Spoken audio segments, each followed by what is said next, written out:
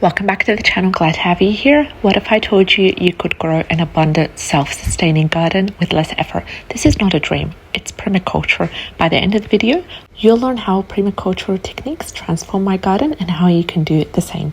For years, I've followed the traditional gardening approach, tilling the soil, planting neat rows, fertilizing constantly and battling pests. But no matter what I did, my garden always seemed to be high maintenance. I was watering every day, but weeds were a constant headache and the soil also lost its fertility fast. Now, the problems with traditional gardening is high water demand, depleted soil fertility, pest and disease issues, and too much manual labor. I realized something was not right. Nature doesn't need a human to tend forest and meadows. So why was I working against nature instead of with it? This is when I found permaculture. So what is permaculture and how does it work? Permaculture is a design system that mimics nature's ecosystems. Instead of forcing plants to grow in unnatural conditions, we create a self-sustaining environment where everything works together in harmony. The key idea? Nature already knows how to thrive. Forests grow without irrigation, fertilizers, or pesticides, so why can't we do the same? The 5 main core principles of permaculture is 1. Work with nature, not against it. 2. Use renewable resources. 3. Observe before acting. 4. Minimize the waste. And last, 5. Integrate, don't isolate. Now let's dive into the 5 key permaculture techniques that completely change the way I garden. One of the biggest mistakes in gardening is distributing the soil too much. In nature, no one tills the ground. By making and using the no-dig method, I simply add organic material like mulch or compost on top of the soil. Over time, the soil builds fertility, retains moisture, and weeds are naturally suppressed. The benefits of the no-dig gardening is less work. There's no need for tilling.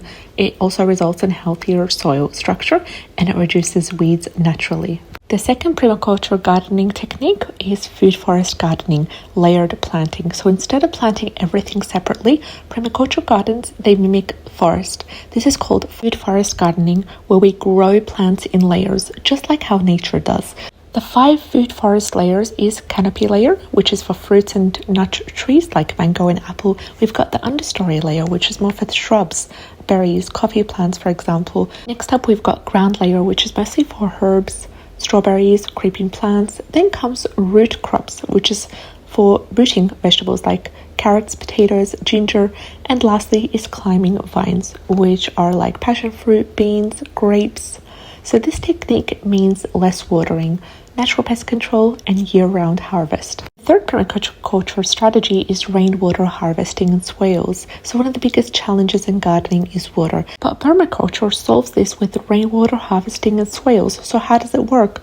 Swales, they're basically shallow trenches that collect and direct rainwater to plants. Then comes rain barrels, which store water for dry periods. And lastly, deep mulched compost, which has the role of holding moisture in the soil. So with these methods, I cut my watering needs by 80%. Lastly is companion planting and natural pest control. Instead of using pesticides, permaculture relies on companion planting in order to keep pests away naturally. For example, you can plant marigolds that repel aphids, and you can plant them next to tomatoes. You can plant basil, which enhances the growth and the flavor of peppers. You can plant corn, beans, squash. They all support each other, and this is called the 3 sisters method.